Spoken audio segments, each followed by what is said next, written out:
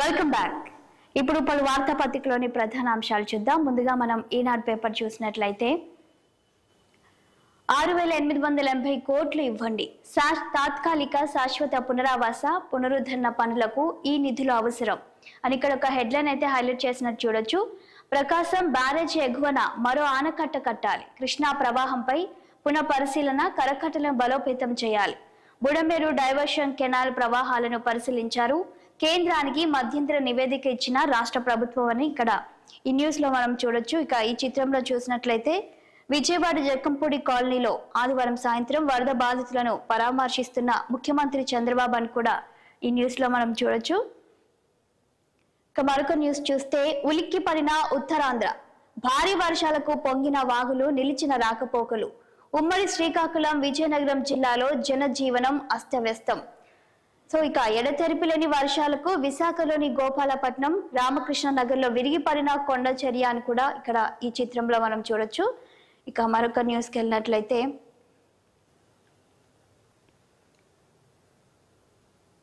ప్రకాశం బ్యారేజీ గేట్లను బోట్లు ఢీకట్టడంలో కుట్ర, కొట్టుకుపోతే ప్రభుత్వానికి చెడ్డ పేరు దేవాలనే దురుద్దేశం అన్నట్టుగా కూడా ఇక మరొక న్యూస్ అయితే ఇక్కడ మనం చూడొచ్చు. కొలువుల సందడి, ఇంజనీరింగ్ కళాశాలలో ప్రాంగణ నియమాలు ప్రక్రియను మొదలు పెట్టిన కొన్ని కంపెనీలు, పార్ట్నర్ కళాశాలలకు షెడ్యూల్ ఇచ్చిన టీసీఎస్, విప్రో అక్టోబర్ నుంచి మరింత పెరిగే అవకాశం అని కూడా ఇక మరి జాబ్స్ కి సంబంధించిన మరొక న్యూస్ అయితే మనం చూస్తున్నాం. తీసుకున్న భూముల్లో పరిశ్రమలు పెట్టాల్సిందే, పారిశ్రామికవేత్తలతో ఏపీ ఐఏసీ సంప్రదింపులు, కేసుల పరిష్కారానికి న్యాయ నిపుణుల బృందం, ల్యాండ్ బ్యాంకును పెంచుకునేలా చర్యలని కూడా మరొక ఇక పరిశ్రమలకు సంబంధించిన న్యూస్ ని కూడా మనం ఇక్కడ హైలైట్ చేసినట్టు చూడొచ్చు. ఇక నెక్స్ట్ పేపర్కి వెళ్దాం. నెక్స్ట్ పేపర్లో ఉన్నటువంటి హెడ్లైన్స్ ని ఒకసారి చూద్దాం. ఇక సాక్షి పేపర్లో ఉన్నటువంటి హెడ్లైన్స్ చూసినట్లయితే ఎటు చూసినా ఆక్రందనలే, ప్రభుత్వ సాయం ఎక్కడ అని ఇక్కడ ఒక క్వశ్చన్ మార్క్ అయితే మనం చూస్తున్నాం. దారుణ పరిస్థితిలో వరద ముంపు ప్రాంత పేదలు, పనులు లేక చేతిలో చిల్లి గవ్వలేక సతమతం అన్నట్లు కూడా మరి ఇక్కడ మనం ఈ న్యూస్ లో చూడొచ్చు. ఇక నిన్న కురిసిన వర్షంలో కూడా మనం ఈనాడు పేపర్లో చూసినట్లుగానే ఆదివారం విజయవాడలోని జక్కంపూడి కాలనీలో ఒక స్వచ్ఛంద సంస్థ పంపిణీ చేస్తున్న ఆహారం కోసం వరద బాధితుల అవస్థలను కూడా ఈ చిత్రంలో మనం చూడొచ్చు. సో మరొక న్యూస్ చూసినట్లయితే రాష్ట్రంలో అసలు ప్రభుత్వం ఉందా అని ఇక్కడ ఒక క్వశ్చన్ మార్క్ చూస్తున్నాం. సీఎం చంద్రబాబుపై వైఎస్ జగన్ ధ్వజం అన్నట్లు కూడా మరి ఆయన ధ్వజం ఎత్తారు అన్నట్లుగా కూడా ఇక్కడ న్యూస్ ని హైలైట్ చేసినట్లు మనం చూడొచ్చు. నెక్స్ట్ మరొక న్యూస్ చూసినట్లయితే నేడు రాష్ట్రంలో భారీ వర్షాలు, శ్రీకాకుళం, విజయనగరం, పార్వతీపురం, మన్యం జిల్లాలో అత్యంత భారీ వర్షాలు పడే అవకాశం ఉన్నట్లు కూడా ఇక మత్స్యకారులు ఎవరు కూడా వేటకు వెళ్ళొద్దని ఇప్పటికీ అధికారులు సూచించినట్లు కూడా చూడొచ్చు. కేంద్ర ప్రభుత్వాన్ని 6,880 కోట్లు అడిగామని ఇక్కడ గవర్నర్ నజీర్ కు వరద పరిస్థితులను వివరిస్తున్న సీఎం చంద్రబాబు అని కూడా ఈ న్యూస్ లో మనం చూడొచ్చు. సో ఇక మరొక న్యూస్ చూసినట్లయితే జై జై గణేష అని ఇక్కడ ఒక మరొక ఫోటోని చూస్తున్నాము గణేశుడికి సంబంధించి. అలాగే మరొక న్యూస్ చూసినట్లయితే ముంచుకొస్తున్న ముప్పు, 2 రోజులుగా ఉత్తరాంధ్రను ముంచెత్తుతున్న వానలు, పలు ప్రాంతాల్లో 10 నుంచి 17 సెంటీమీటర్ల వర్షపాతం, ఉప్పొంగి ప్రవహిస్తున్న వంశధార, నాగవల్లి, బహుదా ఉత్తరాంధ్రలోని విద్యా సంస్థలకు నేడు సెలవు ప్రకటించినట్లు కూడా మనం ఈ న్యూస్ లో చూడొచ్చు.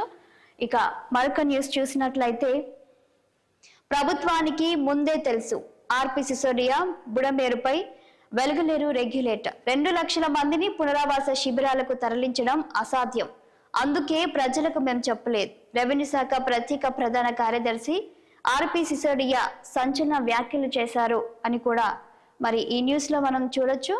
ఇక మరొక న్యూస్ చూసినట్లయితే వైఎస్ జగన్ నిర్ణయాలకు కేంద్రం గుర్తింపు, సులభతర వాణిజ్యం అమలులో 2వ స్థానంలో ఏపీ, మరి ఇక కేంద్రం గుర్తించినట్లు కూడా సులభతర వాణిజ్యానికి సంబంధించి వైఎస్ జగన్ యొక్క నిర్ణయాలను కేంద్రం గుర్తించిందని కూడా మరొక న్యూస్ ని ఇక్కడ హైలైట్ చేసినట్లు కూడా మనం చూడొచ్చు. ఇక నెక్స్ట్ చూసినట్లయితే ఆక్వా ఎగుమతుల్లో మీసం మెలేస్తున్న భారత్, సాక్షితో కేంద్ర మత్స్యశాఖ జాయింట్ డైరెక్టర్ సాగర్ మెహ్రాని కూడా ఆక్వా ఎగుమతులకు సంబంధించిన మరొక న్యూస్ ని మనం ఇక్కడ హైలైట్ చేసినట్టు చూడొచ్చు. ఇక నెక్స్ట్ పేపర్కి వెళ్దాం. ఏబిఎన్ ఆంధ్రజ్యోతిలో ఉన్నటువంటి హెడ్లైన్స్ ని ఒకసారి చూద్దాం. బ్యారేజీపై కుట్ర, బోట్లను కావాలనే వదిలేశారా అనే క్వశ్చన్ మార్క్ అయితే ఇక్కడ చూస్తున్నాం. నందిగాం సురేష్ తలశీల అనుచరుల పాత్ర అని ఇక్కడ ఒక క్వశ్చన్ మార్క్ ని చూడొచ్చు. అందులో 3 బోట్లు ఒకరివే, ఇనుప గొలుసుతో 3 అనుసంధానం, ప్లాస్టిక్ వారితో చెట్టుకు లంగరు, స్థానికులు హెచ్చరిస్తున్న నిర్లక్ష్యం అన్నట్టు కూడా ఇక్కడ కొన్ని హెడ్లైన్స్ అయితే మనం చూస్తూ ఉన్నాము. ఇక మరొక న్యూస్ ని చూద్దాం. విపత్తుపై యుద్ధం. బెజవాడలోని జక్కంపూడి కాలనీలో జేసీబీ పై నుంచి వరద బాధితులతో మాట్లాడుతున్న సీఎం చంద్రబాబు అని ఈ చిత్రంలో చూస్తే మనకు అర్థమవుతుంది. వాహనాల రిపేర్ ఖర్చు కొంత భరిస్తాం, ఇళ్లలో పరికరాలకు మరమ్మతులు తక్కువ ఖర్చు అయితే మేమే పెట్టుకుంటాం, మరి ఎక్కువైతే కొంత ప్రభుత్వం కొంత ఓనర్లు భరించే యోచన అని కూడా ఇక్కడ మరి వరద బాధితులకు కొన్ని వారికి సంబంధించిన అంశాల గురించి చంద్రబాబు వ్యాఖ్యానిస్తున్నట్లు కూడా చూడొచ్చు. బుడమేరు ముంపు, కృష్ణా వరద, భారీ వర్షాలు, ఒకే సమయంలో ముప్పేట దాడి, సవాల్ని స్వీకరించిన రాష్ట్ర సర్కార్ అని కూడా మరొక హెడ్లైన్ అయితే ఇక్కడ హైలైట్ చేసినట్లు చూడొచ్చు. ఇక ఈనాడు పేపర్లో మనం చూసినట్లుగా వరద నష్టం 6,882 కోట్లు అని కూడా ఇక్కడ అంచనా వేస్తున్నట్లు కూడా మనం మరి ఈనాడులో చూసిన న్యూస్ ని మరొకసారి చూస్తున్నట్లు కూడా చూడొచ్చు. వరదపై ఆగని జగన్ బురద, వాలంటీర్లు ఉంటే వరదను సమర్థంగా ఎదుర్కొనేవారట. రాష్ట్రంలో ప్రభుత్వం అనేది అసలు ఉందా, ప్రభుత్వం మారకపోతే వైసీపీ తరపున పోరు అని కూడా ఇక్కడ ఎక్స్ వేదికగా జగన్ ట్వీట్ అని వరదపై ఆగని జగన్ బురద అన్నట్లు కూడా ఇక్కడ మరొక న్యూస్ అయితే హైలైట్ చేసినట్లు చూడొచ్చు. దుష్ప్రచారాన్ని సహించొద్దు, సోషల్ మీడియాలో పోస్టులపై ప్రభుత్వం సీరియస్, మితి మీరితే ఊరుకోబోమని ముఖ్యమంత్రి హెచ్చరించినట్లు కూడా మరొక న్యూస్ అయితే మనం చూస్తున్నాం. ఇక దువ్వాడ ఫ్యామిలీ డ్రామాలో మరో రచ్చ, శ్రీనివాస్ నివాసంలోకి ఎంట్రీ ఇచ్చిన మాధురి, లోపలికి వెళ్లేందుకు వాణి ఆమె కుమార్తెల యత్నం, కోర్టు ఆర్డర్ కావాలంటూ అడ్డుకున్న పోలీసులు, ఇల్లు తన పేరున రిజిస్ట్రేషన్ అయిందన్న మాధురి, అప్పులు తీర్చేందుకే మాధురికి ఇల్లు అమ్మేశాని దువ్వాడ శ్రీనివాస్ కూడా తెలిపినట్లు ఈ న్యూస్ ని హైలైట్ చేస్తూ మనకు తెలుస్తుంది. నెక్స్ట్, బాబు అరెస్టుకు ఏడాది, వైసీపీ పతనాన్ని వేగవంతం చేసిన చర్య, 5 ఏళ్లు టీడీపీ బాబుపై రాజకీయ కక్ష సాధింపులే, స్కిల్ అక్రమ కేసు పెట్టి అన్యాయంగా జైలుకు, ఇప్పుడు సీఎంగా జనంలో చంద్రబాబు, విపక్ష నేత హోదా సైతం గల్లంతై కోర్టు చుట్టూ తిరుగుతున్న జగన్ అని కూడా ఇక్కడ మరొక న్యూస్ అయితే మనం చూడొచ్చు. ఇక మరొక పేపర్లోకి వెళ్దాం. ఇక వెలుగులో ఉన్నటువంటి హెడ్లైన్స్ ని చూద్దాం. ఇప్పుడు 3 చెరువుల్లో నిర్మాణాల కూల్చివేత, అక్రమ కట్టడాలను తొలగించిన హైడ్రా, మల్లంపేట కత్వా చెరువు, మాదాపూర్ సున్నం చెరువు, అమీన్పూర్ పెద్ద చెరువు FTL బఫర్ జోన్లలో ఉన్నటువంటి అక్రమ నిర్మాణాలను మరి హైడ్రా ఇప్పటికే కూల్చివేసినట్లు కూడా మనం ఇక్కడ ఈ న్యూస్ లో చూడొచ్చు. హైదరాబాద్ మాదాపూర్ సున్నం చెరువులో అక్రమ నిర్మాణాలను కూల్చివేసిన ఇక్కడ ఈ చిత్రంలో తెలుస్తుంది. 4 అంతస్తుల భవనాన్ని కూల్చివేసినట్లు కూడా. ఇక మరొక న్యూస్ చూసినట్లయితే,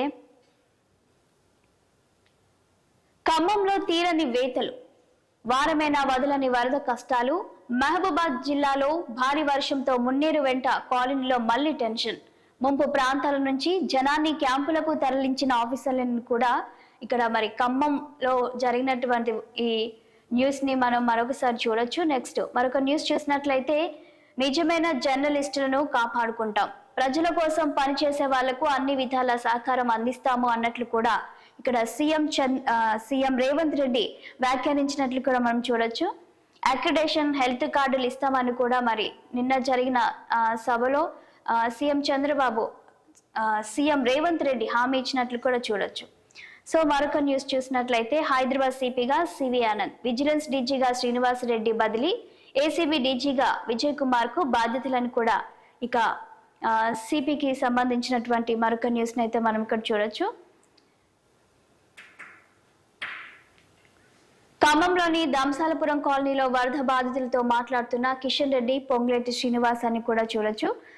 ఇవి ఈ రోజు ఉన్నటువంటి పలు వార్తాపత్రికల్లోని ప్రధాన అంశాలు. ఇక చూస్తూనే ఉండండి 6 టీవీ.